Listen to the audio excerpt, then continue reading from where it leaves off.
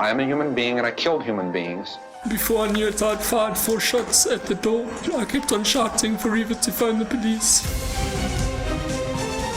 Tests are underway to determine if a serial killer is on the loose in Centurion, Pretoria. The dead won't bother you. It's the living you gotta worry about. In South Africa, 71 people are murdered every day. These are the stories of Africa's killers and criminals and what it takes to catch them. My name is Paul Llewellyn. I'm a journalist and a true crime filmmaker, and my co-host, as always, to discuss crime on the continent is Gerard Labuschagne, the former cop and current head of LNS Threat Management, who led the investigative psychology section of the South African Police Service from 2001 until 2016. In his time there, he worked on over 300 serial murder and rape cases, and he is the Profiler. Please visit our YouTube page and subscribe. Search Profiler Africa. We're available on Apple and Google Podcasts, SoundCloud and Spotify. Simply search Profiler. Please share your favorite link. You can engage with us on our social media pages. Our Twitter and Instagram handle is @ProfilerAfrica. Please also join the group on Facebook. We welcome any questions or suggestions or any comments or feedback that you have. You can also email us on profilerafricainfo@gmail.com. And today we have an absolute treat for you guys. And to kind of to set the scene and to do introductions, I'm going to hand over to Gerard. Hi, Gerard. How are you doing? Hello, Paul. Great, and yourself? I think I'm really excited to jump into this week's episode because this is an episode I've been excited to do. We've discussed speaking with our guest many, many times. I'm going to hand over to you to do the introductions because I'm just excited to get chatting. Let's get the intros done and then let's start talking about just a wonderful and illustrious police career that we get and some amazing stories. Absolutely. So I think for the listeners, if you've been listening to our podcasts, we're always trying to, whenever we talk about a case, acknowledge who was involved, from police to, prosecutors to even witnesses who came and gave very brave testimony. And if you read my books, you'll see I'd make a specific point of trying to mention even the constable who arrived at the crime scene, maybe didn't do a lot, as it gets a mention because I don't want it to look like I was the one responsible for these cases. So if you've read any of the books and you've listened to our podcasts, a name you would have come across with quite a lot of regularity was Lieutenant Colonel Jannie De Lange, who I knew since I joined the police in 2001, and he later came to work at the unit. If you know the history of the unit, you'll know that. I think around 2004 and 5, we'll get into that in a moment, and just was present in so many of the cases that I talk about. After he joined us, we kind of became, as they say in Afrikaans, battery and torch. So we would travel everywhere, him with his investigation background, me with my more psychology stuff, and it was a great, friend, mentor, all those types of things rolled up in one. And he has been in the police up until very recently, as you said, the 30 December date, which has now made it possible for us to speak to people like Colonel Tolly Vreugdenburg, which was on the previous podcast. And of course, came up in that discussion as well. And if you have a history, absolutely. Everyone. What's interesting is to understand how everyone kind of connects back in the past as well. Absolutely, we must touch on that. In a way, people who are working on these kind of cases, you kind of almost all started to know each other in the police, and invariably a case spilled over into a different province, or the national head office gets involved. So it's really interesting that you start to hear the names come up over and over again because it's just that group of people who are working on really fascinating cases. So Lieutenant Colonel Jannie De Lange retired, early retirement at the end of last year. So we now have the opportunity, because SAPS is not always that easy in terms of granting serving members the opportunity to be interviewed, to speak to someone who has had, a phenomenally interesting career, worked on interesting cases, and it's really great to give those people a voice. I wanted to ask, how must I refer to you? That's the first thing, because before I would have been Colonel De Lange, or so now, and Gerard. Gerard, you're just going to be like buddy Jannieing it here. You know what I mean? So I need to. Respectfully, how would you like me to? How may I refer to you? Most people call me Jannie, so that's fine. Okay, Jannie. Okay, great. Okay, I'm going to call Jannie. Can we do Jannie? No, please. Okay. I like to Tolly. Okay, fine. Thanks, Jannie. Well, welcome, Jannie. So nice to have you here with us. Thank you very much for letting me here today. Yeah, and I think just as you said, we're going to have a couple episodes, hopefully, because I mean, Jannie's worked on so many cases that I was involved in and was mentioned, but also a lot of cases where I wasn't involved. So cases that the listeners would not have heard about because I would probably, if at all, mentioned it in passing. Absolutely. But today's really about getting to know who the man is, and then the next episodes we'll look into specific cases in detail. So we might touch on a few here and there as we go through his career. And you probably would have been like at least 20% worse at your job without Jannie. Absolutely. He taught me about At least 20 or investigations. 30% worse. So also, how did Jannie make you better? I also want to understand that. I'm interested in that first question we often ask, which is why? Why law enforcement? What was it that initially led you into a career in law enforcement? It wasn't my choice. I went, after I finished my school, I want to go to the bank. I want to be a bank manager. So I joined Standard Bank, and I worked there for my 6 months, and I went to the national service for 2 years. I went to 7th Side Polaborva. That's the military for people who don't For know. military. You were a Yes. conscript military guy. Yes, that's right. For my 2 years, and after I came back and worked back the money that the bank paid me for the 2 years I was in the national service. I couldn't sit in the office anymore. I think that my year long on the border in Namibia, I couldn't. So then I started thinking maybe I must go join the police, and that's why I joined the police in March 1987. Where were you when you started? What was your beat? What area were you policing? Pretoria North. Okay. Uniform branch. Then going to the detective. I was only about a year in uniform now. Then I started joining the detective service in Pretoria North Police Station. Okay. What was the path into the detective service? Did you just apply? Was it something that? Those years I went to from normal the van driver and station work. I went to the uniform investigation unit. Then it was like I said that was a very good stepping stone for people to join the detectives, because he was investigating normal assault cases, and a couple of homicide cases, and So criminal car accidents, jury, that kind of thing. car accidents. Okay. But then you was used to go to get a docket, how to do a docket, how to go to a post-mortem for a couple of homicide cases, and go to court cases. And from there, most of the times, detectives will see you and then will tell you, I think you must apply to come to us. Okay. And that's what So you'd literally walk around in a uniform. In That's why I call it uniform. uniform detectives. uniform, yellow car, marked car, and carrying dockets. And it's not, I mean, assault cases and cops are serious cases. It's not Yes. like those are like a stolen cell. Well, they didn't have cell phones in those days, but it's not like a shoplifting case. It was actually quite serious stuff. I was very sad when they closed it, because I said now the people coming from stations going to detectives, and they don't know what to do. So there was a stepping stone how you teach and how you learn to be a detective. Okay. When did that end?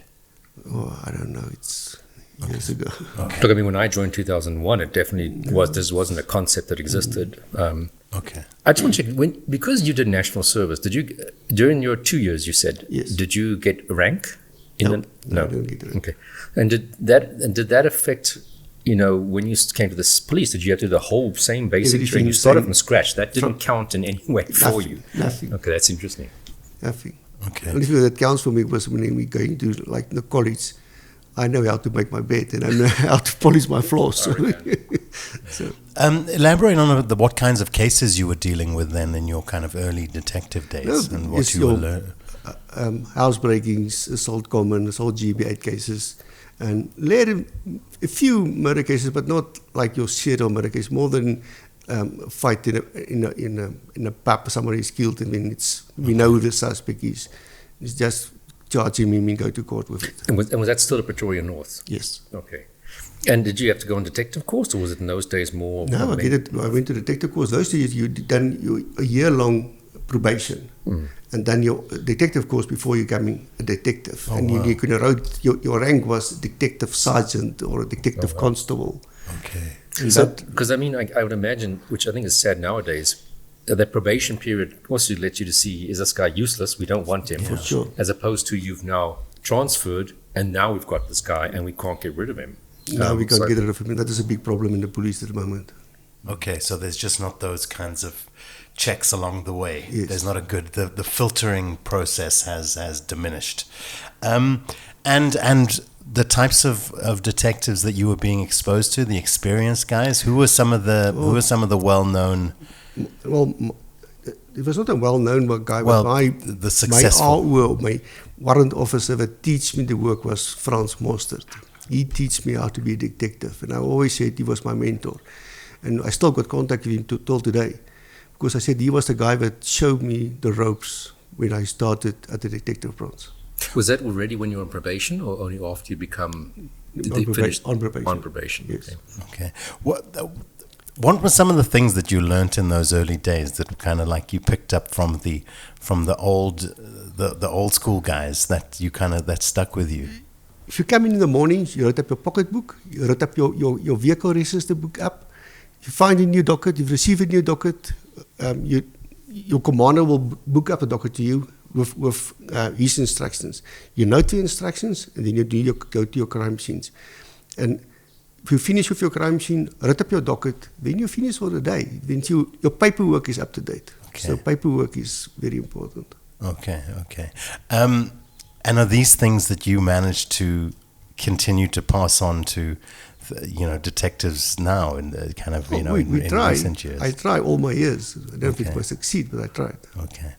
I remember when with all the times that we were working, you would roll out that little pocket, because it's literally a pocketbook. It fits in your top pocket of your shirt, and you'd write there the date. Today I'm interviewing so and so, and whatever else you did. So literally, it's although each docket has its investigation diary, this is like the diary of your life, because everything you're doing as a cop while you're on duty or doing something related to police working, you would write into that little pocketbook. So you must have hundreds of pocketbooks. Boxes full of it. Exactly. And what luckily is, but people don't understand, that pocketbook you can go to court with. And that's the only paper that you can go to in court, in the dock, and you can page through your pocketbook and you can testify from your pocketbook. Because it's law that you can do it. It's contemporaneous notes. Now, in that period, obviously, you enter the police in 1987. You're becoming a detective in the early 90s. Over that period, what was it like? What was the transition like? What was your experience of the transition from the old South Africa to the new South Africa and the new leadership? I think it was as easy. It wasn't a big story to go into the new government or that thing. But now you jumping on the whole thing was from after I finished with my detective course, I was transferred to Welbekend, became a branch commander of Welbekend detective branch. So I was still, just after my probation, I was a branch commander. And it was a very nice learning curve for me to learn how to manage and how to be a commander. Because Welbekend, just for people that know, it's kind of still today mainly a little farming area. It's only a farming area. It's to the east of Pretoria. So for those of you who know Pretoria, if you're traveling down the Garsfontein Road, yes, past the, what's that shopping mall on the left-hand side? We used to have lunches there. Woodhill? I think, is it? Or Woodlands? Woodlands. And you go out along there. I mean, obviously Pretoria's grown since then. So there it must seem much more like Farm the Gamadulas than it is now. It's on the road between Bobsfontein and Bronkhorstspruit. I was doing a branch commander there for 2 years. Learning how to be a commander, how to structure and how to do normal detective work and to manage a branch. Okay. And after that, I went to my officer's course in 1992, became an officer, and then I was transferred to Laudium, where I worked for 3 years as a branch commander in Laudium. Okay. And again, for those that don't know, Laudium was traditionally one of the Indian areas on the apartheid system that was allocated for Indian people. Yes. It's attached next to Pretoria. Yes. What would your team have looked like as a branch commander? No, we were small branches. Both places were small branches, about 8-9 people on the unit. Okay, and would it be all detectives, or what were the? Yes, all detectives. Okay. I mean, you've got your secretary that works with you, but all detectives. Okay. And the staff at Welbekend versus Laudium, were they all white staff, or did you have a mixture of races? Mixtures, both races was mixtures. And obviously that I asked the question because that was pre-94. Especially, but not in Laudium. In Laudium, I was the only white guy. Okay. But at Welbekend, we were mixed Africans with white guys working with me. Okay. But I mean, that mix was pretty typical in the late 80s as well, was it? Or, I mean, it wasn't like it was markedly different. It was really just the management, the structure, the fact that the government had changed. But I would imagine that you always had some mix of other races. Always, yeah. Okay. What were some of the noteworthy cases that you worked on in those early years? What were some of your memorable cases? Those cases most of the cases was more small. In Tunisia, what I done later, it was more your housebreaking cases. Okay. Here and there was a few farm attacks, but it was very little. Those times it was Welbekend is a very small community. Okay. Not the crime rate is very low. And Laudium was now the big problem in Laudium was more your assault cases during the weekends, but that was all. Okay. But it's a nice community to work with, nice people. I still were friends of lots of them there. It's nice communities. Okay. And how long were you at Laudium then? Until what? Until 1996 when I joined the Special Investigation Unit. So it's nearly 3 years. Okay. And I think now, I mean, did you see a big change? Did the police change a lot? Like 94, the election happens. Did it really change your day-to-day life as a cop or not? No, really? not really. Because it's just a new command structure, that was all. Yeah. I imagine it was later that you really started to see structural changes that kind of affected affected just generally am I right? Or? It's not like it changed overnight. Yeah. Most of the time it was coming and going. It's not like overnight everything was changed and there was like a new commander in charge. No. It's like putting on weight. You don't see someone for a while and they haven't realized it, but you notice that they've been eating too many hamburgers. Yeah. Okay, I get it. And so just the officer's course, how long was that? 10 weeks. 10 weeks. In and you had to already have a academic qualification. Was it in those days a requirement that you had to national diploma? Which is a 3-year diploma in policing. Yes. So you kind of had to have an academic background, to put it that way, to go into becoming an officer. That's right. Okay. So 96 comes. Where do you move to after Laudium? 96. Then there was advertising the post for a unit that were open at the head office called themselves the Specialization Unit, where Brigadier Boesie Engelbrecht was in charge of. I always said the story was that he was supposed to be the FBI of South Africa, because it would be the unit at the head office, the detective unit, 26 people strong, that will work nationally, detective work. Okay. And we went through various interviews and stuff, and then 26 of us were appointed in the position, and we start from scratch with Brigadier Engelbrecht, who later became general, and working nationally as detectives. So prior to that, there wasn't a central detective effort where serial cases is identified in the Eastern Cape, and a team from Pretoria is sent to assist on that case. No, probably that is only the murder and robbery units were there and your sun-up units were there, but no nationally there was nothing. But I also want to say, because the Special Investigations Unit, a lot of people hear that word now being thrown around, but I'm jumping ahead a little bit, but just because people must understand there's a difference. The one that Jannie's referring to, which is the Police SI Special Investigations Unit, was closed down later.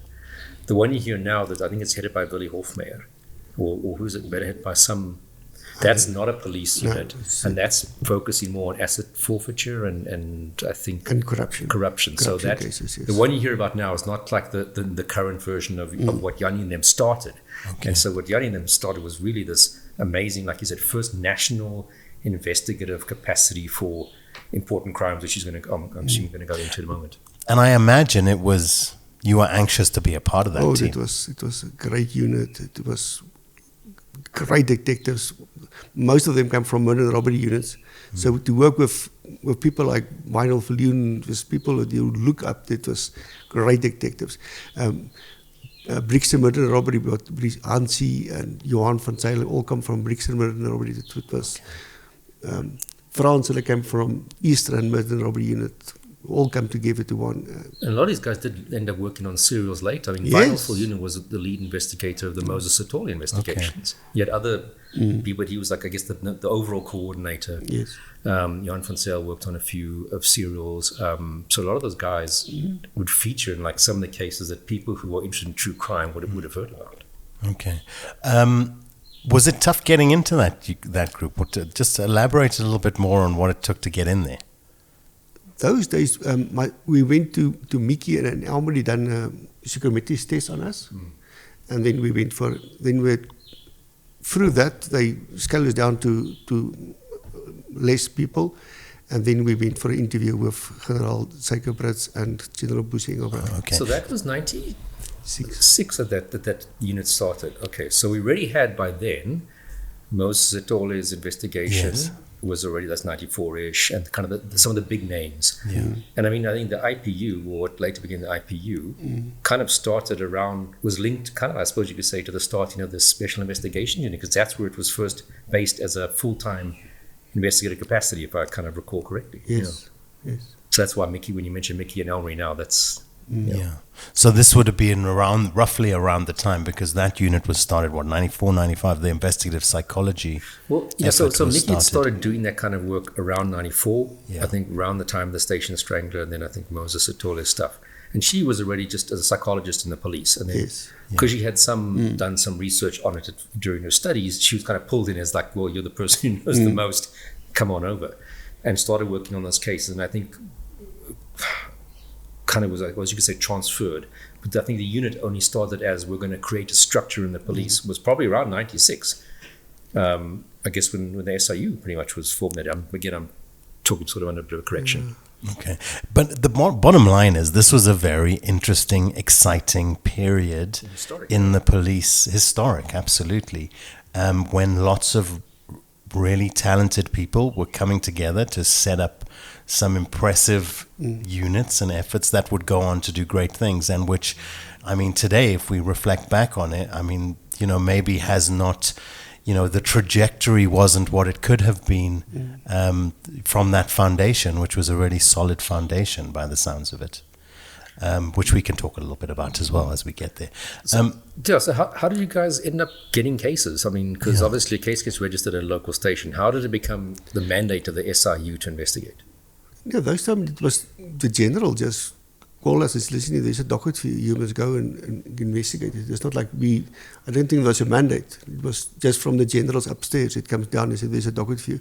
So at first we start with more political murder cases, especially Richmond, the Inkatha and ANC cases. So we done a lot of that murder cases. That time it was a big story in Richmond. Killings of IFP and Inkatha and ANC members, vice versa. So all those cases was given to us. And so I went there for a month, myself and Fritz Rost and General Engelbrecht together, and work on those cases for months. And I mean, how many of those did get solved? Because I imagine those are difficult cases to solve. How did they often go from a solving point of view? No, a lot of the cases were solved because most of the cases we'll find out there was one hitman, and we'll chase the hitman until we found him. Sometimes he was dead before we got him, but sometimes we got him and he was arrested. Okay, so quite a lot of success for those cases. Yes. And then as other sort of types of cases that sort of become the way of the SIU?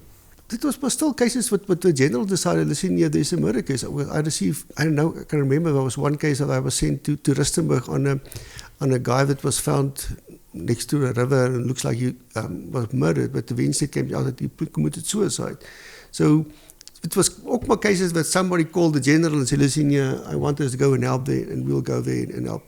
And then also, in 96, 97, all the big cash and transit started. Yeah. And that was given to Vinyl Fulyunen, and we all went together on those cases and work on all the cash and transit, big cases. So every single cash and transit case that happened in the country became under you? Or? Not everyone, okay. But they would give to us, but not everyone. Because, I mean, it got a little bit kind of Wild Westy in the late 90s, didn't Yes, it? yeah, it was. Like, elaborate a bit on that time. I remember if you go onto YouTube, there's actually a series that was shot in that period. And I've often wondered how they got approval for this thing. But it was, what was it called? Do you remember what it's called on YouTube? If it's the one I'm thinking of, it involves special task with the special task and they went force, with them yeah. on some of these. And they film like a live, like they get a capture like a cash in transit as it's happening. It's just amazing, incredible footage. But it really gives you that sense. And I remember being in I was a kind of a teenager hitching around Joburg in the late 90s. But I do remember that time just feeling like there was a lot of kind of shootouts on dusty streets around Joburg. The big cases I'm thinking now quickly is the Bronkhorstspruit one. That was Wynne was investigating that cases. Then the Siabusha with Frans Conradi was the head investigating officer. Both cases were more than 10 million was taken. Then the big heist here it was like a housebreaking here in Pretoria, where they what was it? Big guy's name we. Look for him for months before we arrested him. Oh, yes. That was 20 million that they took.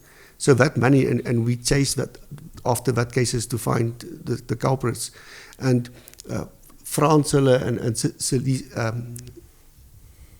Cecile was with the cyber, with the cell phone started, and we traced most of the people with cell phones. Okay. We must talk a little bit about that, actually. So technologies, I mean, you must have been, your unit in particular must have had the opportunity to have access to whatever was some of the latest, greatest stuff, things like DNA, things like getting access to, the growing cell phone usage, data. Tell us a little bit about technology and just new... Frans van die Kerk, Celeste... and Paula Roland, they was I think the people that started the cell phone investigations in Pretoria for us, and help us a lot of cases with the spider webs to show who was talking to who on cell phones. Okay. And that was brilliant work that they done, and we were on a crime scene then, or at the suspect's house, and we'll give him their number, and then they'll say, okay, the guy's now at that place. And those years, it was brilliant for us because we never know about this. Yeah. And now we use this service or this equipment, the DNA, that was out of this world. Yeah. It must have been an incredible time to start kind of being exposed to those kinds of things. I just wanted to, on the cash in transit thing, while we're here, Tolly made a comment when we spoke to him a few weeks ago. He said that he said, I want to say something controversial. I'm going to say something controversial here. He said that I think that the reason that they shut down one of the reasons that they shut down a lot of the specialized central units was because we were being so successful at stopping cash in transit heists that we were cutting off funding to the political parties. Do you have any thoughts on that? No, I haven't got any thoughts about that. But you guys were obviously successful, though, in that area. We still can't understand why they closed us and why they closed some of the units. Because talking about cyber units, it's supposed to be years later. General Schutte was sent to open a high-tech unit with top of the range guys that works with cyber, Moller, Chris, to do cyber, and they done excellent work for us, and they closed them again. So why? And now all those guys are sitting at private sectors today. Yeah. So your question is why? Yeah, why? Why were successful things shut down? I think we probably all deep down know why, but... you were talking and you couldn't remember the guy's name that you said, the one cash and transit guy that you were chasing. Was that Colin Chowke? Colin Chowke. Just a little bit for people who don't know at all. Where does Colin Chowke fit in? There was a big heist here in SPV, in town, in Pretoria. Was that a cash depot? A cash depot. So this is basically the place where the cash and transit vans often take the money to. Yes. So there is a hell of a lot of money. A lot of the money. So I can't remember the details, but they went in during the weekend and took about 20 million from the depot and drove off the money. And very quickly we found out that he was the main man was Colin Chowke, and we chased him for months, and it was General Engelbrecht's main thing that we must catch him, eventually was arrested somewhere in Mpumalanga. I remember actually back then he said in the media we're going to catch him by Christmas, and he didn't.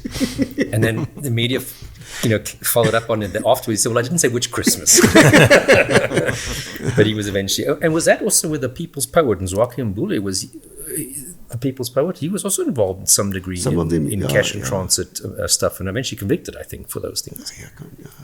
Okay. Interesting how people get to who's involved in these types of things, and as you say, who sits behind these, and But that because the closure of the start of the high-tech unit happened after the closure of the specialized units, the serious and violent crimes, because General Sharon Schutte, who was my boss when I joined the cops, she was the last person in charge of serious and violent crime. She was then appointed to start up the high-tech unit, which had a lot of the old SVC head office guys that you mentioned, Francois Mulder, Chris Delport, brought in to do all this sort of high-tech stuff for them. And also I think that, you said it lasted, I guess, 3-4 years, I don't know, and then she kind of also went on retirement and it was shut down. I always consider the police's skill set, especially in that period, to be, I often say that even now when we do content, it's like it's interesting because there's a mix of incredible police work that happens still, but then there's this kind of general this general issue which has created this perception of the police as quite negative in the country. So now we're going to get to where you guys started working together, but had you worked on any serials prior to kind of meeting and working with Gerard? Yes, in 1999 there was a serial murder cases in Pretoria West where prostitutes were murdered, picked up and murdered, and we found them in Kleinfontein. It's a small braai area in Pretoria West. Eventually, at the end of the serial that we know of, there was 5 cases, but we never solved it. When you were working on that case, obviously now you've got Mickey Pistorius and the investigative psychology section that's kind of been in place now for a number of years. Had you been trained, so you'd been trained in that, in kind of basics of profiling and what have you? Fortunately, I was sent on the second courses done in South Africa. So I done the basic and advanced course in serial killing investigations by Mickey and Elmarie Pistorius. What year was that? Can you remember those two? Because that was 2 weeks and then another 2 weeks. Yes, 2 weeks. Yeah, and 2 weeks in 1996 and 97. Okay, that's right in the beginning. Yes. And I imagine that everyone that's kind of went through that tribe, everyone really kind of sings the praises of how beneficial that was. It was out of this world. It was my eyes coming from conservative white community, learning the first week only psychology. We didn't know what talking about. It was learning about all these different sex stories that we don't know about. And it was for me, it was still the best course I've done. Okay. Did you find that it was a kind of an articulation of ideas or things that you would apply naturally anyway? So these are things that you did and understood inherently as a detective prior to doing a course like that, but it really cemented and clarified the ideas for you. I think it was definitely an eye-opener. So definitely, maybe we didn't say it that way or we didn't put it that way, but it was definitely I learned a lot. So definitely there was stuff that I learned and then used in my career further, for sure. Okay. How then did you end up, like I say, because again, when Gerard often, you often come up in conversations with Gerard because you guys obviously worked on a lot of stuff together. So let's talk about now where you guys came across one another and where you guys started working together kind of on a regular basis. Well, I mean, from my side, as Jannie said, that's why this case actually links into our first discussions, I think, because, this the fifth body in the sort of Pretoria West sex worker series that was unsolved was, I think, 21st of Jan 2001. I started in October. Yes. So not long after I started, I can't remember if it was still 2001 or when, you came to see me, I think with Alvin Kinnear, and you said, hey, just like to get my thoughts on this series. So this was probably one of the earliest cases that I consulted on. So I didn't know much back then at that point in time. Tell us about when you met for the first time. Sure. I mean, it was obviously at the offices, because I think we were on the floor above you or below you. Yes. So, I mean, we're in the same building. No, luckily, those days already, I've got a whole ops room with all my with the whole series in my on the wall, with all the cases, with all the photos of everything. And I asked Gerard to come and help me and to see if he can help me with those cases. And so that was the first time we met and consult with those cases. With Mickey being what I gathered, she's often referred to as being quite eccentric. Were you expecting? Okay, let's go meet the next eccentric psychologist here. What were your first impressions of Gerard? No, it was from the beginning. I liked him, and from the beginning, the way he talked to me, and I think it was very pleasant. And from the day on, we was like colleagues and friends. Okay. And I think you took me out we went out to all the old crime scenes. Yes. I don't think I had a GPS yet in those days, but just to get that idea of where the scenes were, go to the dockets, because this would have still been, I mean, this set was in early October, or October, November 2001. This still would have been kind of an active case, although it's quiet. Yes. It still would have been one that you would sort of see as we're still waiting for the next thing to happen. For sure. But that case, there were just no more bodies, I gather. So that case just went cold, did it? Unfortunately, yes. And then, so what was the first case that you guys really kind of sunk your teeth into together? Was it the railway killer? No, the first case was one day you called me and you said, listen, I'm going to a crime scene in Joburg and they'll take us with a chopper. Oh, yes. So there was a small girl was murdered in Soweto or Joburg somewhere. So we flew with the police chopper, took us with with the chopper to the crime scene, and we land there, and the pilot said to me, listen, I'm going to drop you off, you two, but I'll fly off to a garage to get some coffee, then you can call me when you finish. And so we went to the crime scene, and we done the crime scene, and about an hour, 2 hours later, and so the guys from crime scene management said to us, but now you haven't got transport to go back home. I said, no, I got a driver. And I took my phone and I phoned the chopper pilot and said, listen, you can pick me up when we finish. And the chopper comes back and you'll see the guy's eyes and say, honestly.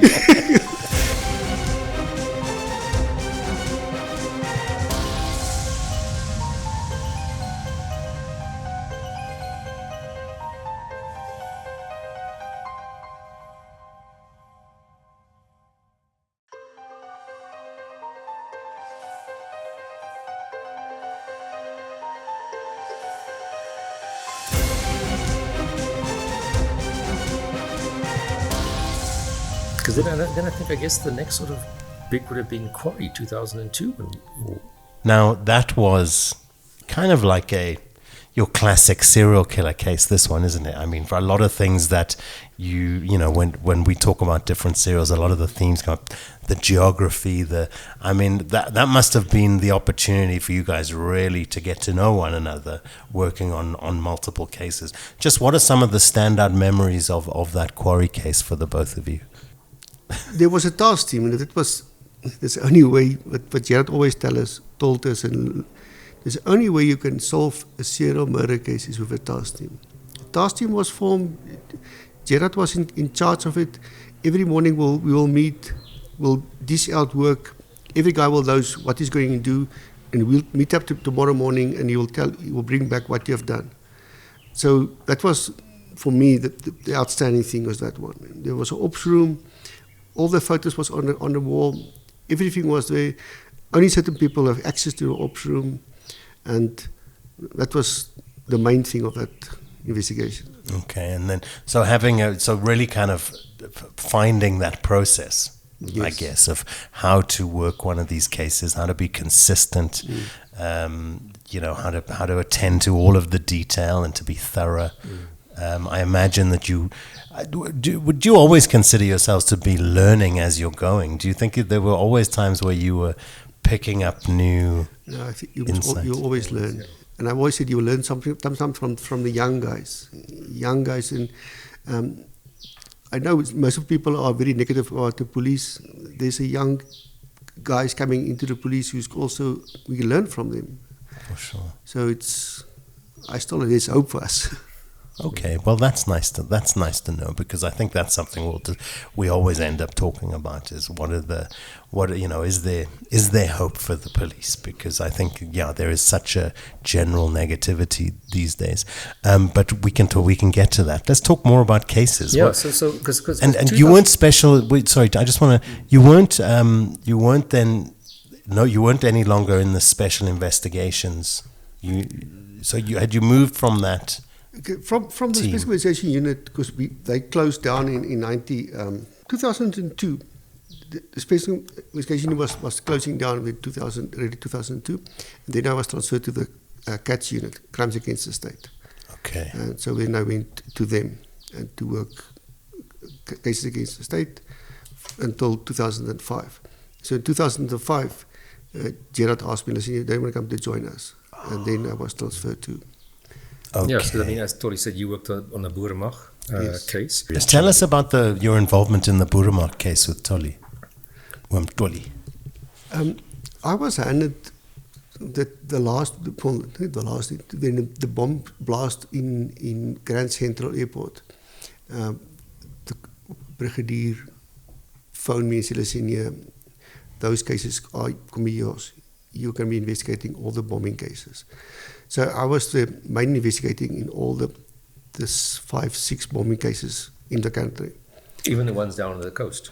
Also down the coast. So I will take the dockets, do all the paperwork for the docket. So make sure all the statements is in, all the forensics are done, all the fingerprints are done. And when everybody was arrested and my dockets were finished, all the paperwork were in, I handed all my dockets just like that to Dolly, and Dolly just took the dockets and put it into his files. Any memorable stories from the case that stand out for you? Any little anecdotes or any moments in particular from that case that stand out? I know lots of people said, but they done nothing wrong, but there was one murder case. The girl that was hit with a piece of the railway line in Soweto. Yes. And she died. And those photos of with this stick of railway line in her head will stand out to me forever. I'm sure. And the fact that what they were trying to do would have caused massive death and harm. And they put a bomb under the taxis in the taxi rank. If and luckily the two guys saw them, and they called the police, and so the first bombs were found and detonated by us, or refused by our bomb experts. And while they were busy, the bombs were going off at the temples and at the railway lines. So those guys were heroes for defusing this bomb, and then the other bombs are going off. Yeah, especially in a taxi rank environment where there are lots of people. And then the bomb at Bronkhorstspruit, but also luckily for us, and for the guy who was there, he saw the bomb inside an army backpack, and he opened it and he saw this wires with this clock in it, and he took the thing and he moved it to another room. Luckily for him, the detonator was drawn out of the explosive, out of the. Okay. So, and only the detonator went off. Wow. And struck him into his legs. While he was carrying it. Yeah. Oh, wow. So was that the timer, or was that like a fail-safe switch if anybody tries to move it? No, the explosives or what they calling this stuff was in the bag. 20 gauge. If that 20 gauge went off, because the detonator was inside it, so the detonator was outside, and only the detonator went off. Sure. It didn't went off inside the actual explosive itself. Yes. There was also they found some incredible amounts of explosives, didn't they? There was the bomb in the back of a bucky that they found in Pretoria. What happened there is, so we're looking for this 5 terrorists, and there was, so this somewhere this female police officer saw one of them driving at Bobbejanspoort on the road. And then she tried to stop them, and somebody helped her. And the task force were there, and they arrested them. And there was a whole bucky full of explosives on site at Bucky. Yeah, which Dolly said was twice, that bomb, this specifically was twice the size of the Oklahoma bomb, if I recall from our conversation with Dolly, which is, I mean, you imagine the amount of damage that device would have done. And then obviously there was 3.5 tons of explosives that they found then at the farm as well. On the farm, yes. So yeah, I mean, they may not have set off as many bombs as they wanted to and caused as much death and destruction as they wanted to. But they were clearly, I mean, I was amazed at the Mandela story where they say they were sitting under a bridge with a bomb the whole day, and the old man just happened to not be feeling well and catch a helicopter that day. Yes. I mean, again, that would have been something that literally changed the course of history, wouldn't it? You guys start working together 2005, 2006? Yeah, full-time, probably 2005-ish. Full-time. Can I just go back one? Yes, please. I want to go back 2 cases. Yeah, let's go back 2 cases. I was luckily, in 2004, there was when I still worked at CATS, Crime Against the State, there was this group of mercenaries who went to Malabo for the coup in Equatorial Guinea in Malabo in West Africa. So they arrested about 80 old X3 members here on a plane in Zimbabwe, full of uniform, going to Malabo. At the same time, Nick de Toile and them were with, what is that mercenary's name? Sam Mann was arrested in Malabo. Okay. So I was fortunate enough to go to Malabo to interview him. So myself and Brigadier Nadir with a prosecutor and then a whole bunch of dignitaries from Foreign Affairs was put in on a big plane with only our 8 guys with a big plane flown to Malabo to interview Nick de Toy. So that was also, for me, going to Africa country very on top. And I never forget, we landed there and they took all our passports and they put us in a guest house. And our 3 white guys was supposed to sleep in the outside rooms.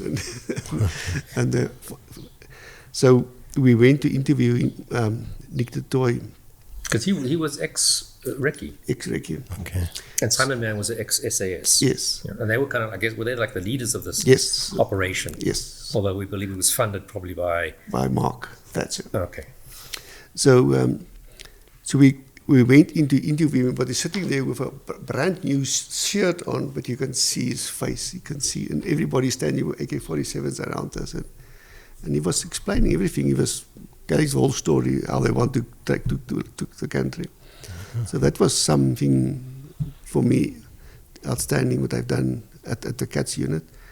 And then, of course, the South African mercenary has gone on to be a major bad guy kind of in movies. Like the South African mercenary is quite a movie bad guy these days. Hey? and that, I mean, I know Simon Mann wrote a book about his time at that, it was a Black Rock prison. Yes. Which is particularly unpleasant. Nick de Toy, I mean, did he stay there also the same amount of time, or? Yeah, but he's out before. I think he was just released after Man. Okay, and then the people because most of the soldiers they caught in Zimbabwe on the plane were X-32 battalion. Yes. What happened to them? No, they all were just let go. Let go. Okay. Yeah. So they brought them. Most of them was ex-Dalkmag and ex-Special Forces guys. They brought the main, unfortunately, white guys back to Pretoria.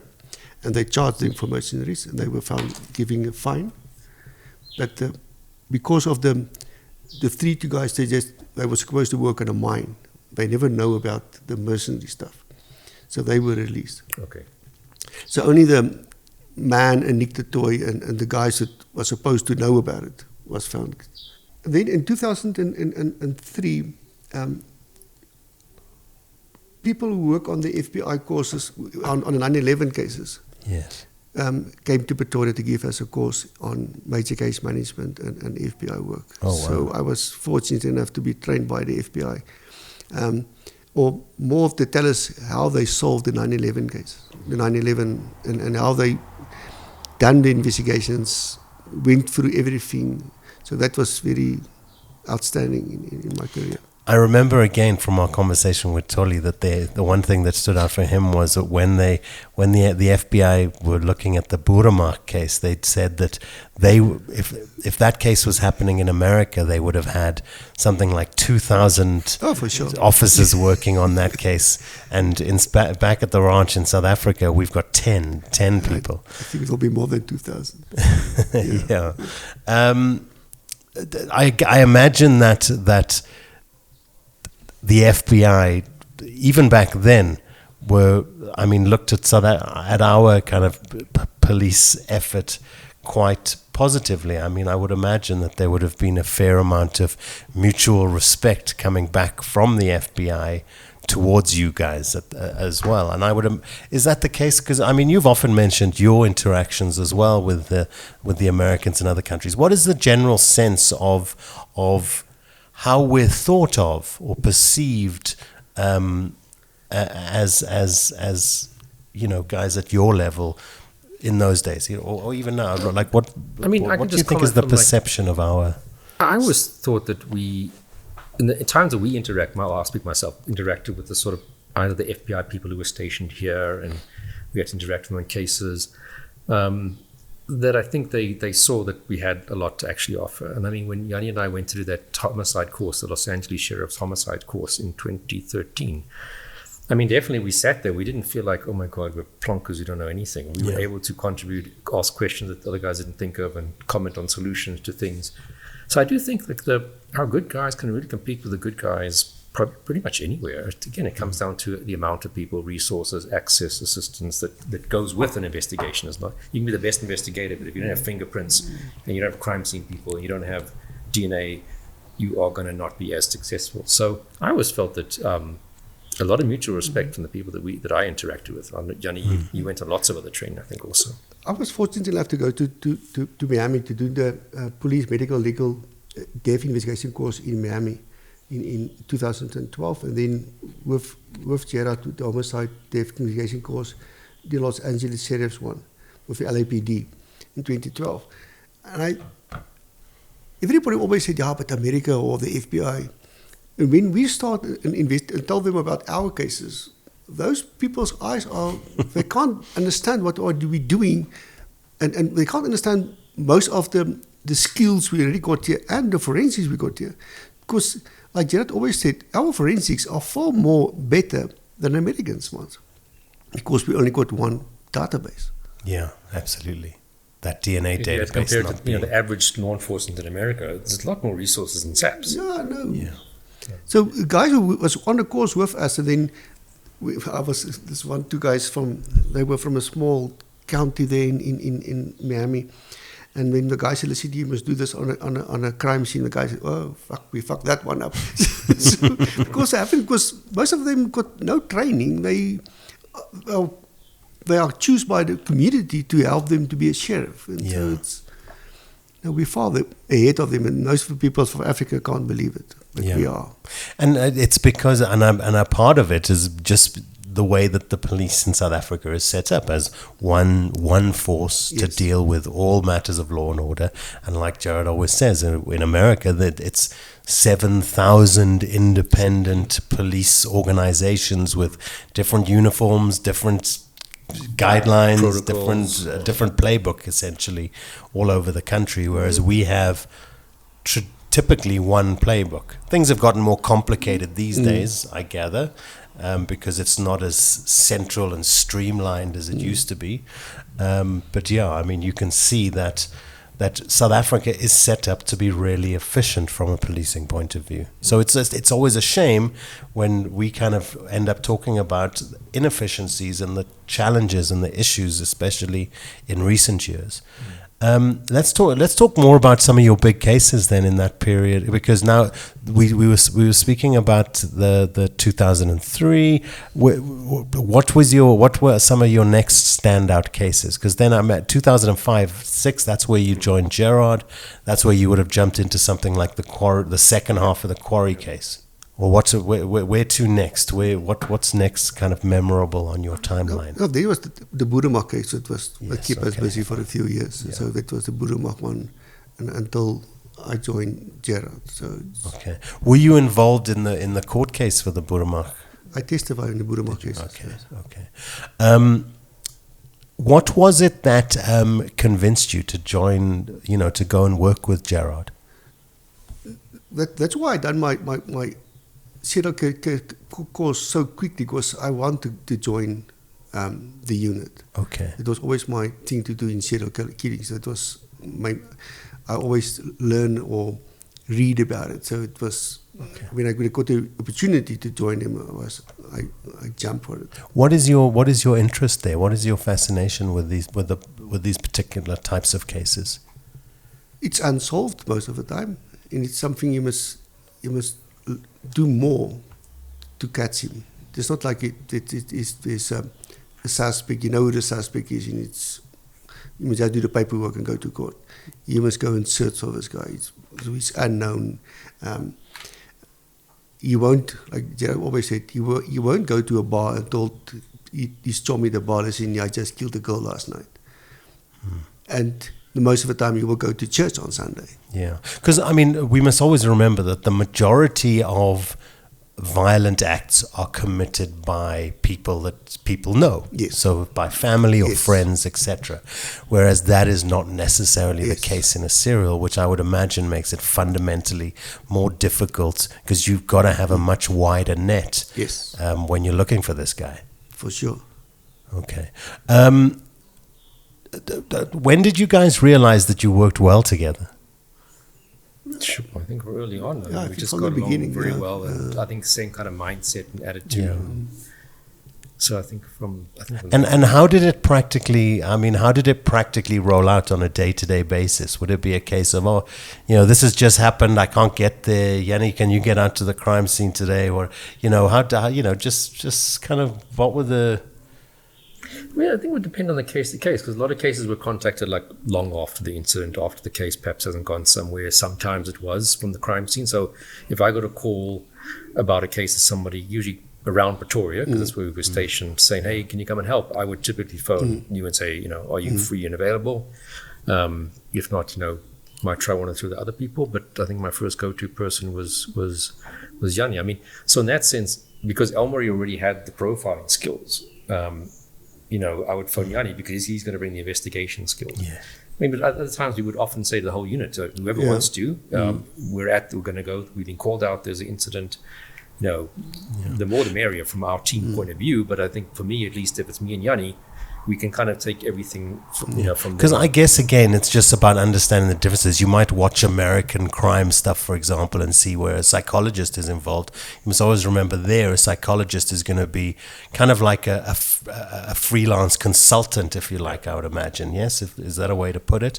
And is not going to be doing as in kind of in daily investigative tasks, etc. Whereas you, Gerard, you would be doing more of that. So your roles would be kind of a bit more interchangeable, I would imagine, across the team. I would imagine you're all kind of doing bits of the same work. I think you learn. That's the advantage of, say, me and Jannie working together, is that I learned, as I said earlier, so much from him about investigation work. Yes. And I think he learned a lot from me about the sort of more standard profiling stuff.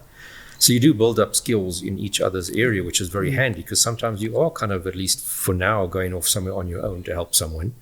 And, you can give either some extra assistance or pick up things, or then at least, again, know who to phone if we need to clarify something from an investigation point of view. For sure. What would you say are some of the most important characteristics of a good investigator, of a good detective, a good...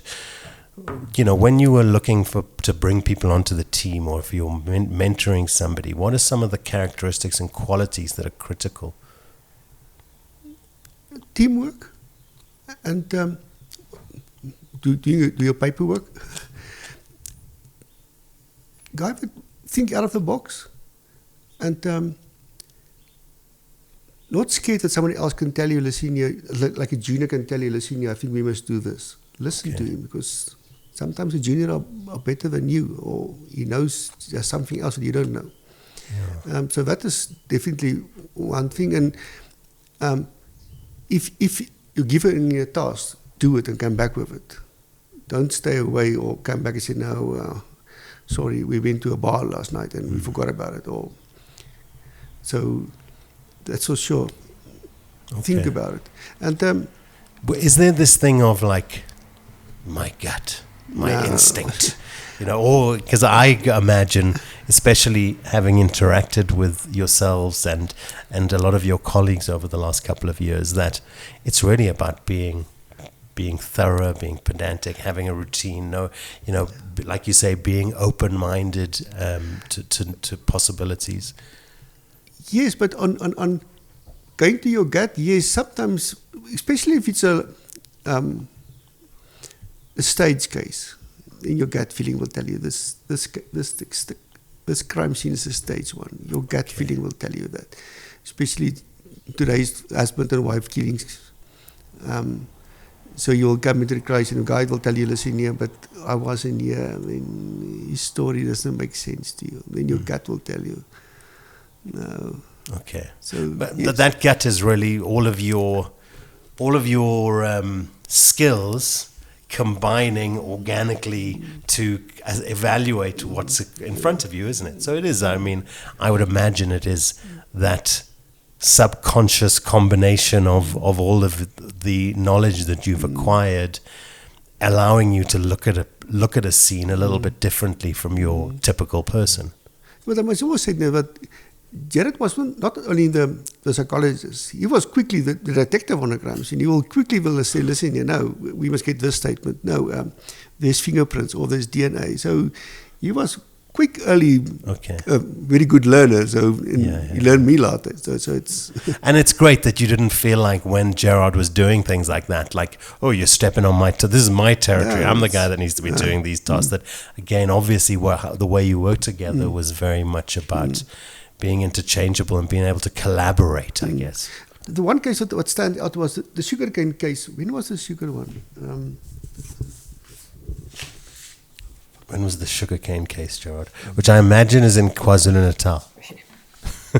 I'm just guessing. I'm just putting it out there. When the second murder of the third body was found, my brigadier told me, listen here, we must go down now to the crime scene. So I was flown by plane to the crime scene. And I work from there, and I will phone Gerard from the crime scene and tell him, okay, this is what we see, this is what we're doing.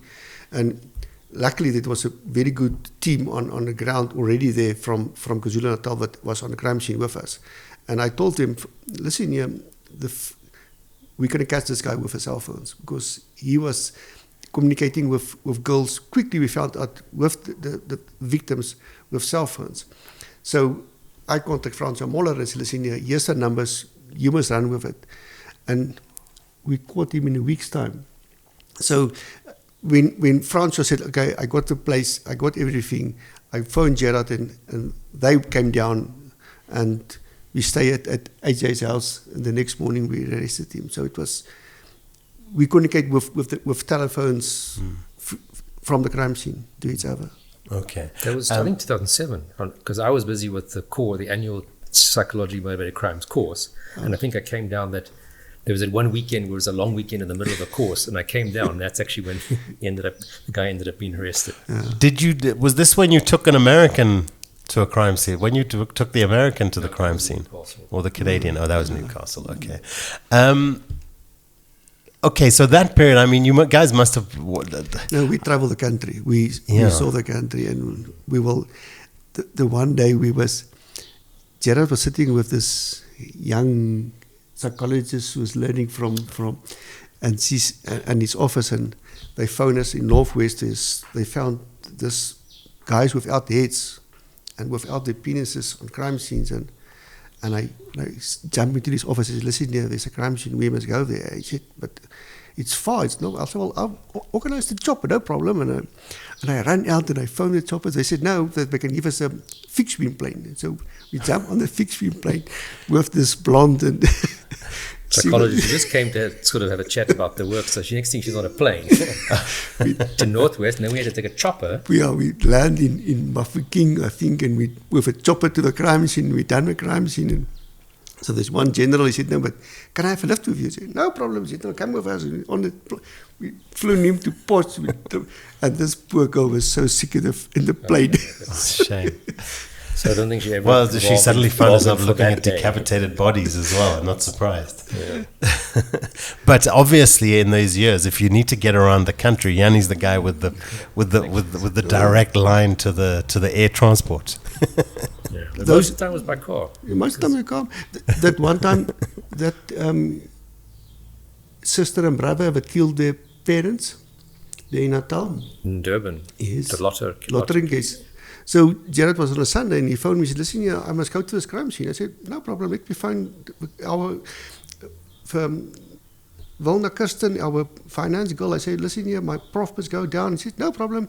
He can go down. He can pay with his card. We'll sort out Monday all the paperwork. And it was done. He flown and Monday he came down. Paperwork was done and he was repaid.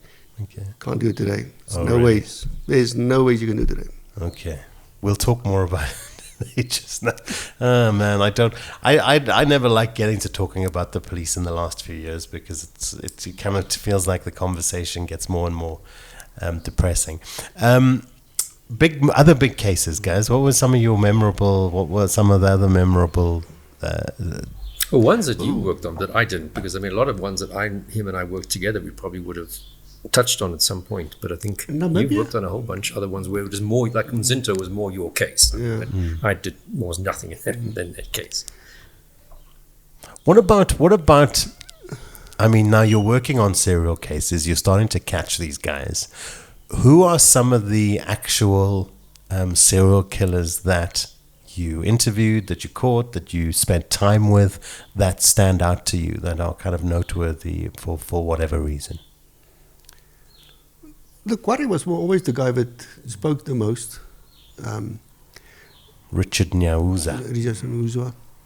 Then the child murders here in Morimori was also a big case that we investigating with the local people from Morimori and helped them with that cases where I think eventually there was 19 young girls, talking about some of them are babies, and 9 survived and 10 were murdered. How do you approach interviewing someone like that?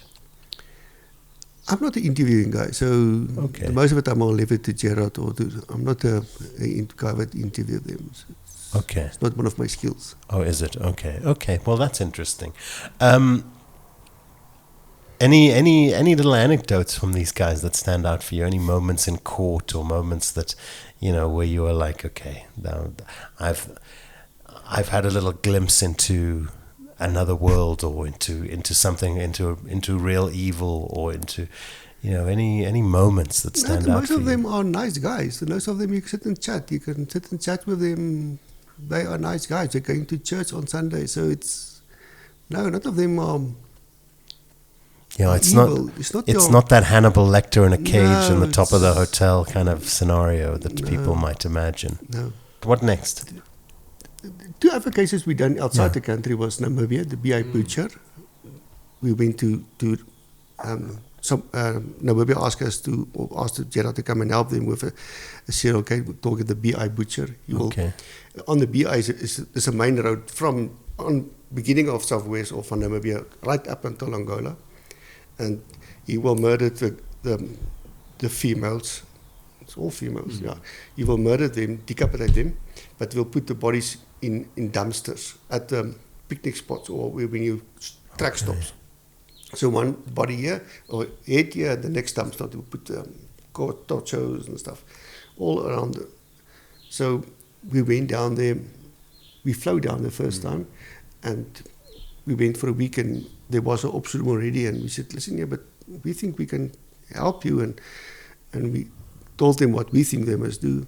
So that was nice, and eventually was to them there was then they said, listen, there was this one guy that they think he was maybe involved, but he committed suicide. And it stopped the murder cases, but I don't think it's him. But there was... And he had a previous conviction for murdering he was someone. he was out on bail for that time. So we organized that our forensics from South Africa went down, do that house again, and we found the last girl's blood inside the house. Okay. And so we managed to tell them, listen, yet that guy was the last. So it must be him, the serial murdered all the cases. And he also had a suicide note that was like, this guy's not committing suicide because he's depressed. He's committing suicide because he's kind of guilty about something. Yeah. The words in that letter were very much... Unfortunately, the guy was in charge there, the forensics, so we asked him, okay, who are your cyber guys? He said, me. I said, who are your guys in the fingerprints expert? He said, me. Who's your DNA expert? Me. It's like... You can't be the expert in everything. And they were sent, those days, Namibia will send their stuff to Canada. He said, why Canada?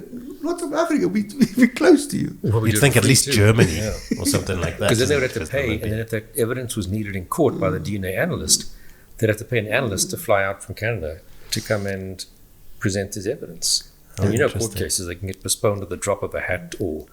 And then the Swaziland serial murder case in Swaziland, and we went down to Swaziland to help them with a serial murder case, and they said, no, when we rock up there a week later or so, we said, no, but we arrested the suspect, and we're doing a pointing out now. And said, okay, but you can come along. He said, how is you going to do your pointing out? So they said, no, all in cars, and the suspect, and we drove to the crime scenes, and they stopped, and now this guy came off with his shackles and his handcuffs, and we said, no, but they must be independent. And he said, no, it doesn't work here in Swaziland. So the first truck, we come back, we stop him. Everybody was off. They all are witnesses to this guy pointing out where the crime scene is. Yeah. Wow. So, I mean, you've heard us speak about pointing out often on this and how it's a very controlled process. A person not involved in the case must be the one to take the individual, go with the person. The person then, the suspect then tells him where to go. It's very controlled and objective. But this was like, no, the whole investigation team goes like, and you could almost see them say, no, it wasn't there. So, a little bit more social.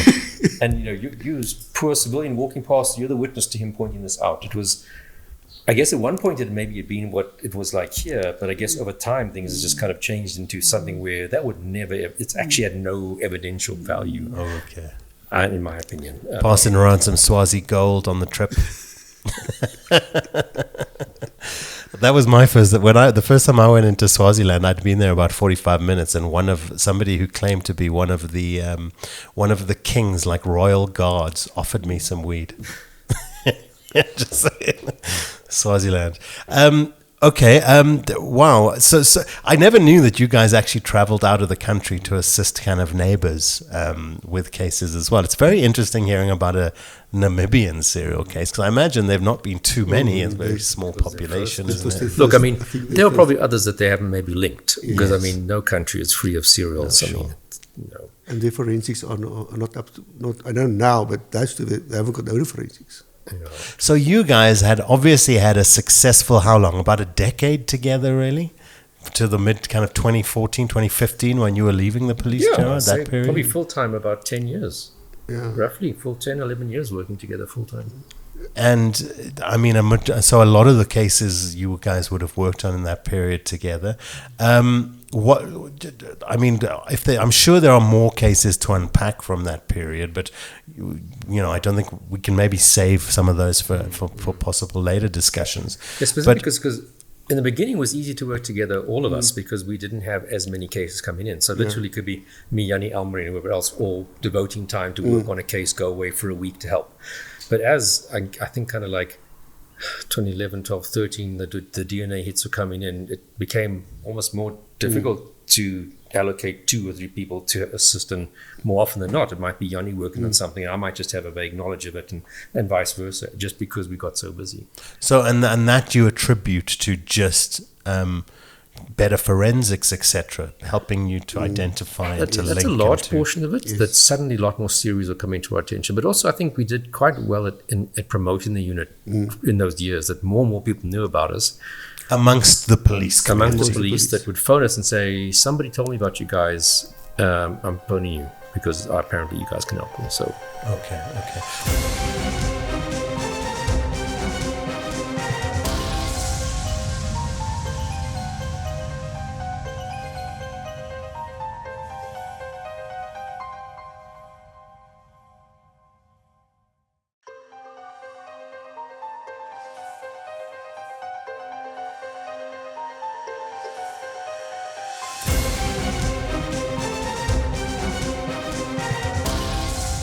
So Jannie, so the last decade, what are some of the memorable cases that you've worked on in the last 10 years?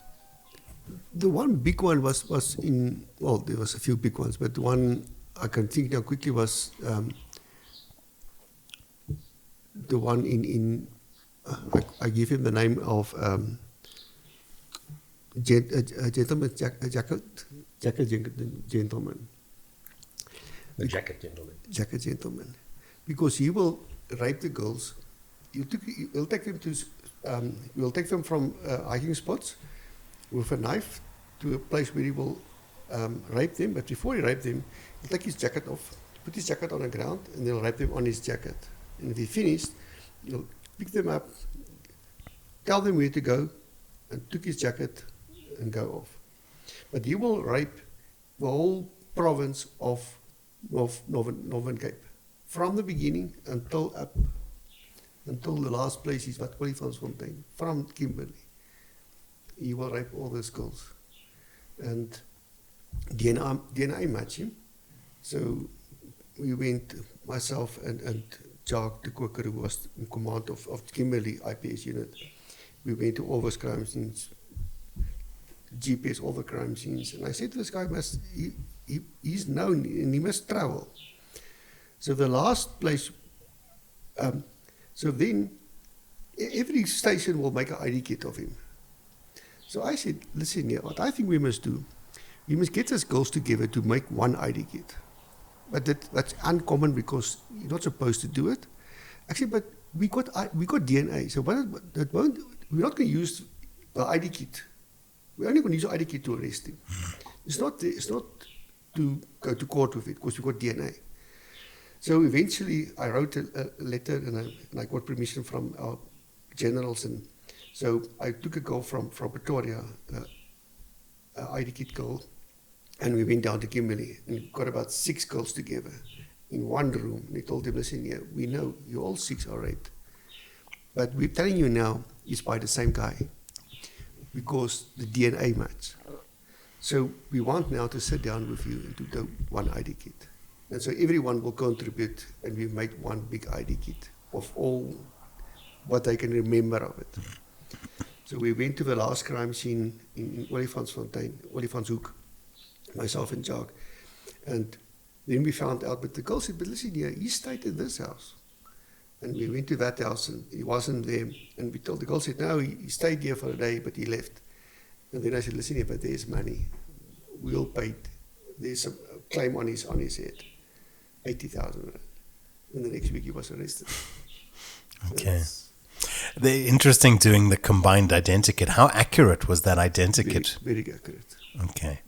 So again, this is where you talk about how important it is to be creative, think out of the box, think of other solutions, and know that, okay, always keeping your eyes on the prize as far as there has to be certain evidence that's going to be utilized in the case and is going to put this guy in jail.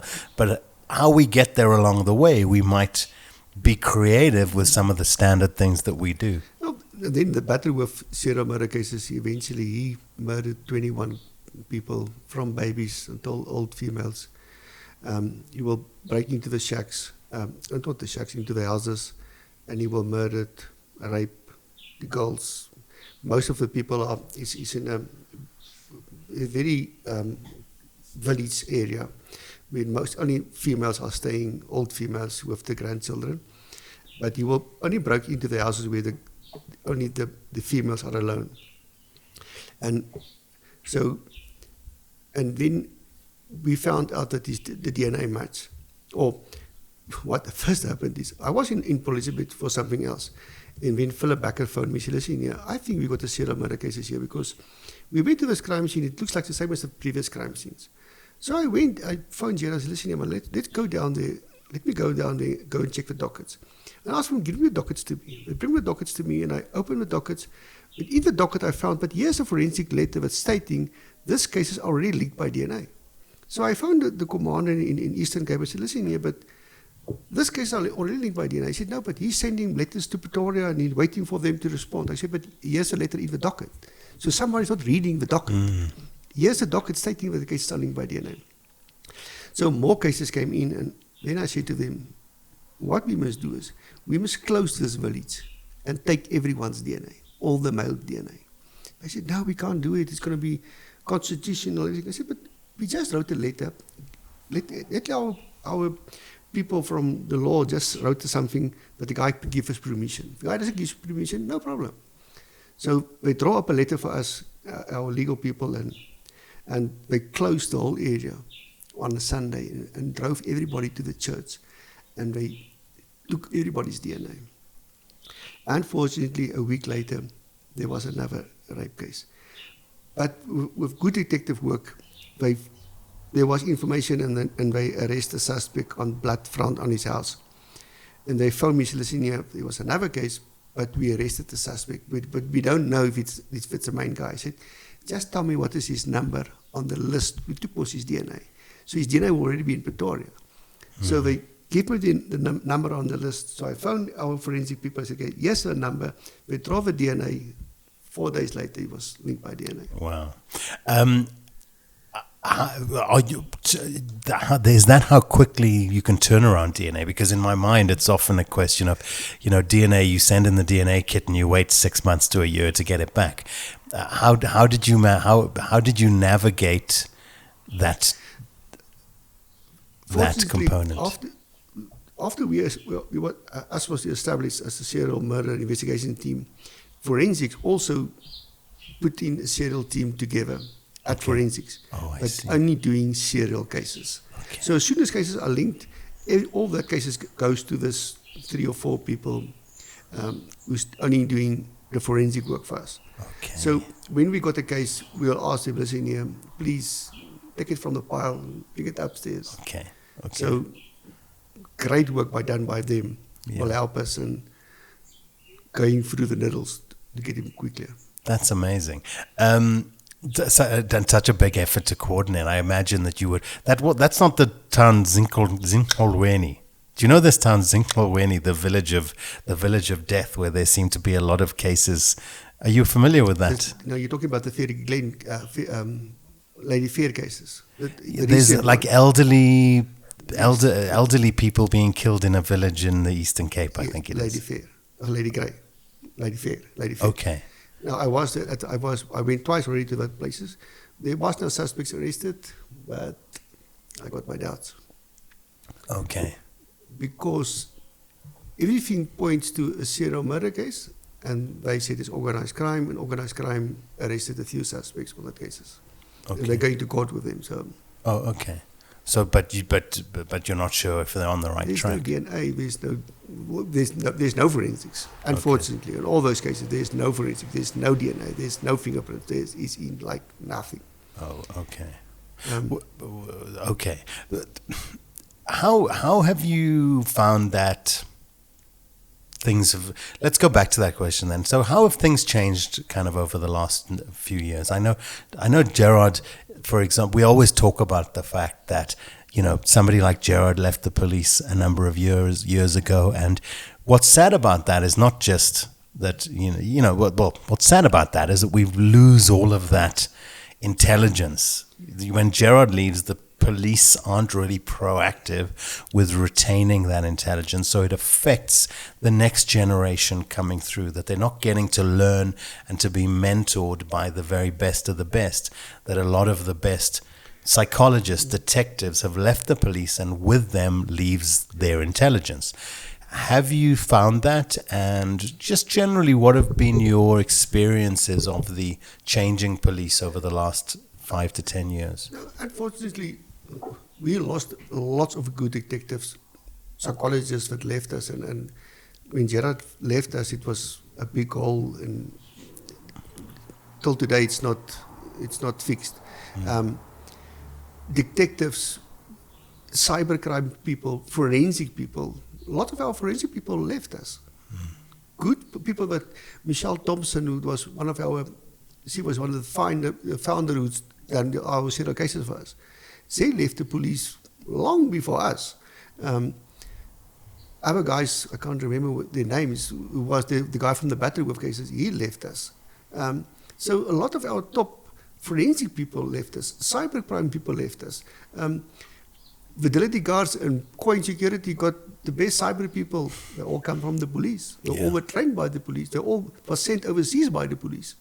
So unfortunately, yes, that made me sad. Yeah, and then there's this idea that really the management have not been making the best decisions over the last number of years as well. For example, and we've ended up in a situation where today, like we say on the podcast, we have more generals in the police now than there were generals in the combined Allied forces at the end of World War II. So again, practically, what is your experience of the impact of that on your day-to-day work as a detective? No, for sure, there's an impact on the service to the community. But unfortunately, the people who's not benefiting about it is the community, and we're not, and that's why I left. It's that it doesn't feel that I'm doing my bit to the country, and sometimes I feel like they make choices and statements, and you can't understand why. And there's a lot of good detectives, and I'm talking about not talking about whites. I'm talking about any colors. There's no way that a white detective can do a murder crime scene, a serial murder, without his black colleagues. There's no way. He needs a black colleague to help him with translation and to do investigations. So there's lots of them that also left. There's a lot of them that's waiting to left.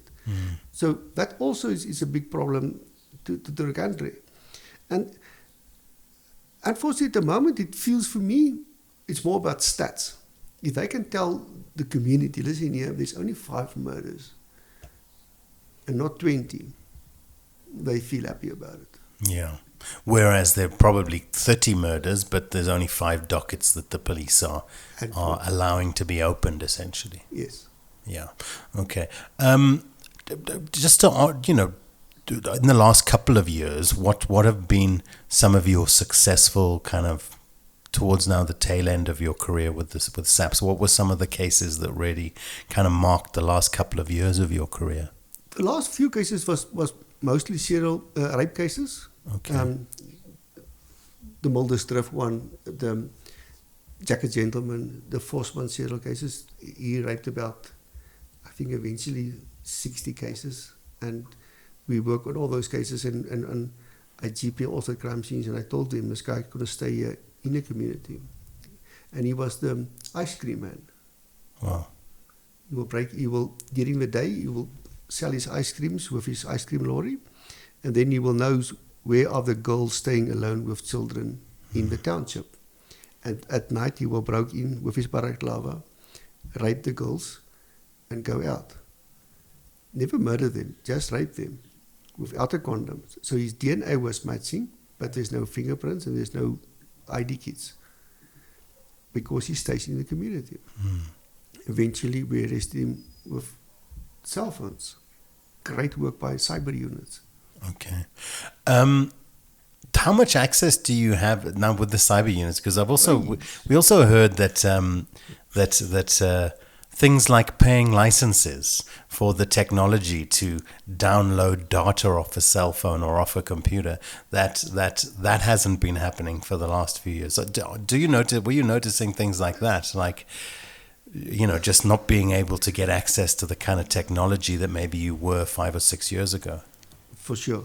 There was after the Kinnear story, the ping of phones was off. So he was the colonel from organized crime that was killed. Yeah. Colonel Kinnear from Cape Town after he was murdered, and so that was the last time anybody was access to ping a phone.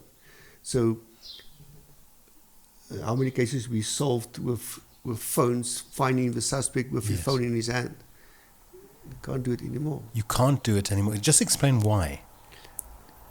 Licenses, and then with the Poppy Act, it was a big problem. I The Poppy see. Act is a more problem for us than it's for anybody really? else. Your search warrants now, to get the phone, you must do a search warrant, and only a judge can sign it, and the paperwork is a nightmare. But even, I mean, even the old-fashioned stuff where we were using to locate cell phones, at one point, a couple of years ago, it just also, well, now it's still there, it like our access to that stuff was just basically, and I think it had to do with political infighting, that our access to these things, when the high-tech unit was around, Yes. we used to have easy legal access to those, helping us trace these guys. And then it just kind of like a year or so later, just boom, forget it. It was impossible. It gets to the point where you've got to suspect that this is not, that there is something more sinister at play than just incompetency or ignorance, that there is an effort to hinder the police's ability to be as effective and efficient as they can be. I mean, do you have that sense? Do you feel that? But it's only Or not? yes, but the private sector is in the same boat as us. Private detectives also complaining they can't have access anymore to cell phones, to things that they I have. see, because of things like the Poppy Act, okay. Yes. Just making it more difficult. But again, I mean, that is a decision at a political level where somebody has either just been ignorant of how this is going to impact the day-to-day workings of the police, or again, it's that question of, is it somebody being ignorant, or is there an awareness of this? And it's like, well, that is a consequence of the Poppy Act that we're happy to live with, because if the police are not being as effective and efficient, even if it's just to illustrate, just for the sake of the statistics looking like they're not as bad as they are, because there aren't as many cases being investigated and solved. And that seems to be to the benefit of the management or the political kind of forces that are at play here. It seems to kind of be something that they aren't actively working to combat, but are quite happy to embrace and let that be how things work now. Same with because those days we talk about the grabber. The grabber was how you trace a phone. And we used the grabber on a few cases that we found the suspect with the phone in his hand. If you can phone now, somebody asks you about a grabber, they'll ask you what you're talking about. Yeah, that's And amazing. we bought those machines for millions. Yeah, we should just be adding more and more technology and becoming more and more efficient, but the exact opposite has been happening. It's almost like you've got these toys, you've got these things to play with. Maybe they're 5 or 6 years old by now, but even those you can't have access to anymore, which is crazy. We got the detectives. We got the personnel to do the work. Now at the police, I always say to the people, if you give me a handful, if I can choose my team, I will solve most of the cases. Okay. Because there's still very good detectives in the police. Young ones and old ones who's also coming to the. But unfortunately, they also struggle with the same problem with forensics, with cyber, with ballistics, with fingerprints, with DNA, with ID kits. And if you speak to those people, they will cry to you. Yeah. Did you have a problem with things like backlogs of things where, Yeah, for sure, sure. you've submitted a piece of evidence and you know that evidence is critical to this particular investigation, but you're possibly only going to get feedback 6 months from now? Yes, but luckily, the most of the time, you must make sure that you know somebody. Okay. You have somebody that you can phone. Yeah. I got a Tanya Roberts that I can phone and say, Tanya, Okay. please help me. Yeah. I got somebody at ballistics. I can phone this guy at ballistics. Yeah. So, and yes. But now you've left. So that avenue of efficiency is closed because maybe the next guy doesn't have those kind of those convenient relationships that they can lean on to just kind of bypass the system essentially, isn't it? Yes. How do you feel now that you've retired? I mean, it's been weeks. So kind of how is retirement so far? feels like I'm still on leave, so doesn't sound that. So it's. Yeah, well, I suppose when everyone's back from Durban, then you'll know you know that retirement has kicked in properly. What are your plans now for the short to kind of medium term? My first plans is I want to go and stay on the farm and start to be do something on the farm. Do you find that you've like? I imagine, your job is very stressful. I mean, one thing we haven't talked about is just generally how you deal with just the reality of having to confront the worst aspects of humanity on a daily basis. That obviously has an impact that kind of accumulates over the years, even though I'm sure you have very effective ways of managing it personally on a day-to-day level.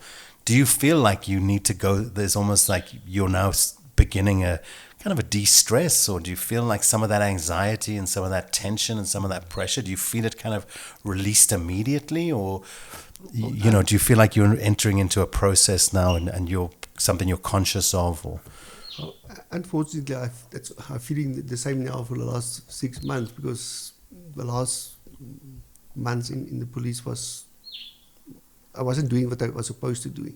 Okay. I was feeling that I'm not the access. I'm not benefit to. I'm not a benefit to anybody. Oh, really? So it was like already busy with it. Okay.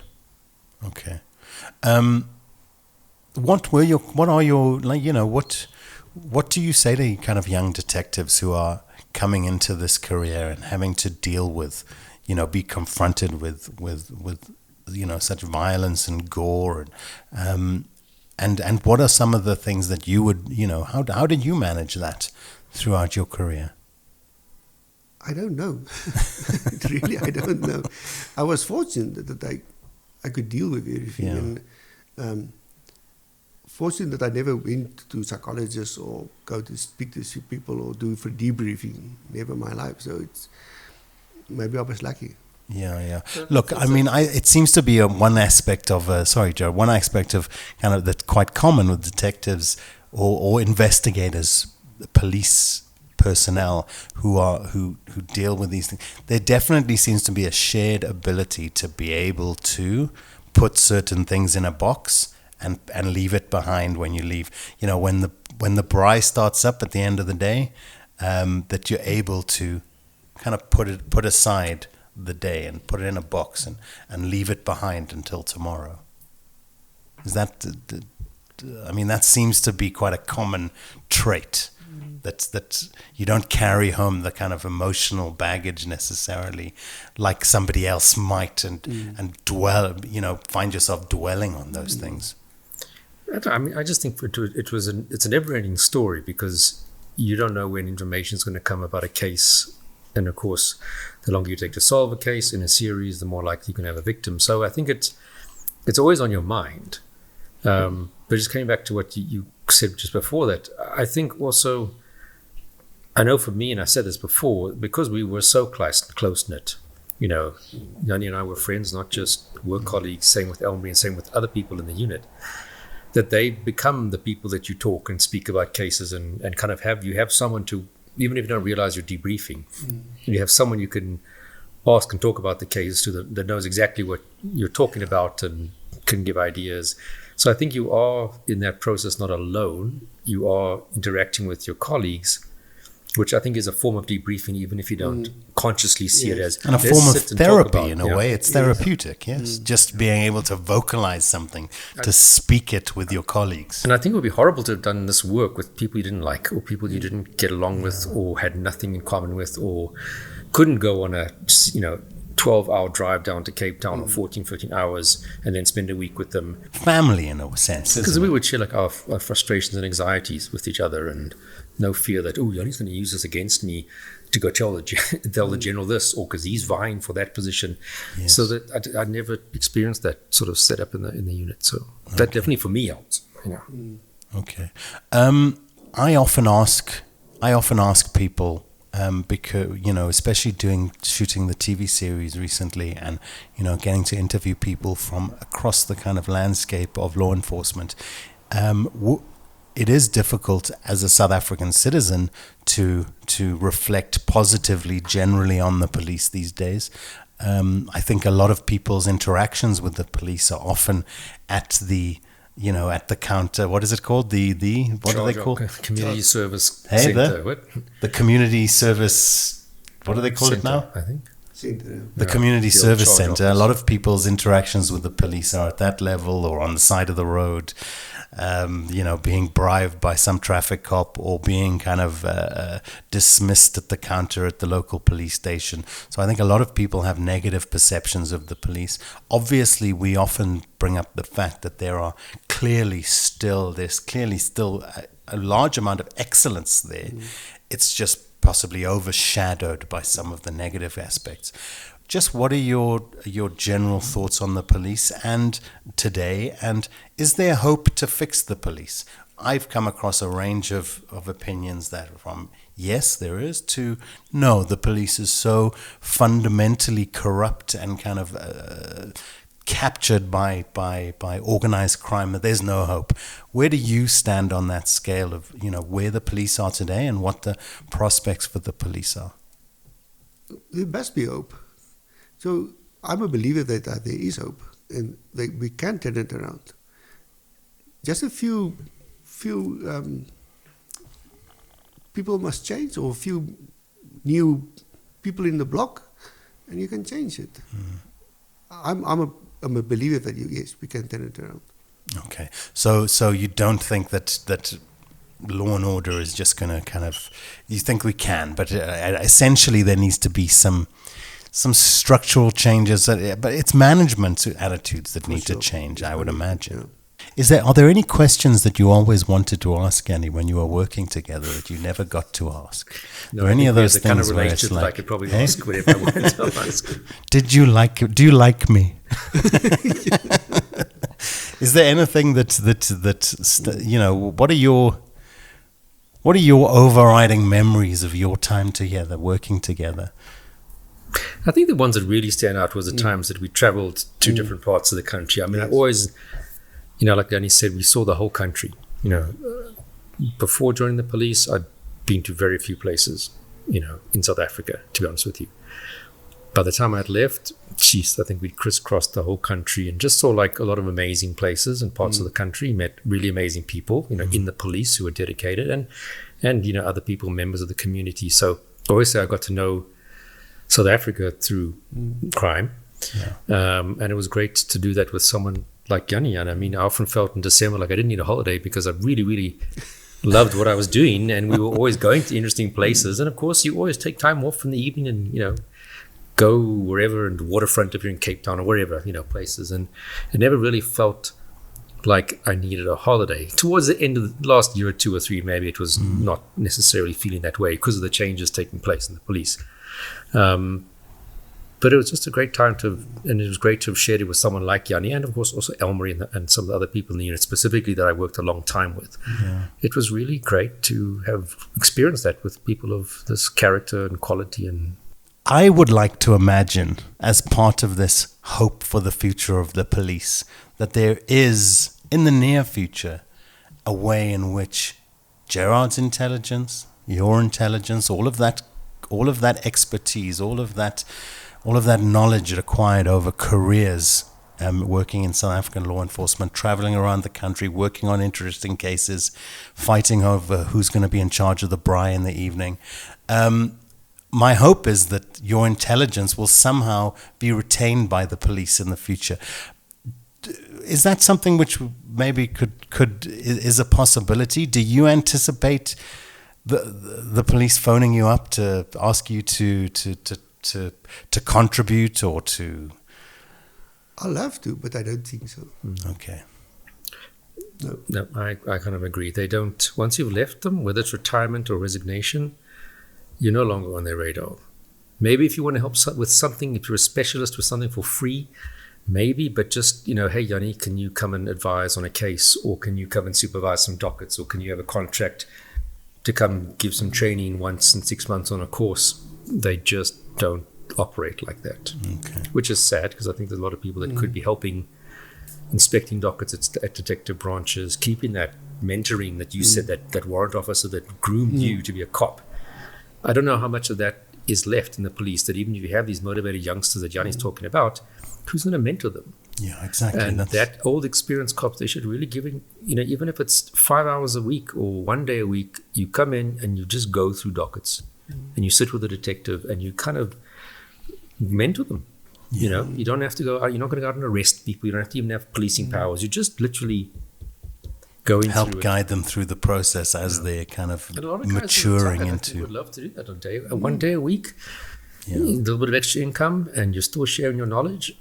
I think something like that would make a huge difference. And I noticed that, like in a country like the US, retired police officers, detectives, etc., will often continue to work in cold case departments or work on cold cases in the particular area that they would have served in. It would also be nice if there was that kind of reality in South Africa, wouldn't it? Because I imagine, here's a good question, I think, to wrap up as well. Are there those cases that you didn't manage to solve that kind of haunt you a little? It seems that everyone's got those 1 or 2 cases where it's like, man, give me a chance and I will catch that guy. No, for sure. There's unfortunately a few of those cases, yes. Oh, really? Which one is at the top of your list? If there's a case that you feel like if you get the opportunity to solve it, you will? My first serial murder case, the Pretoria West serial murder case, for sure. Okay, well. Of course, we got a DNA, but we don't have a suspect. Yeah, 5 bodies.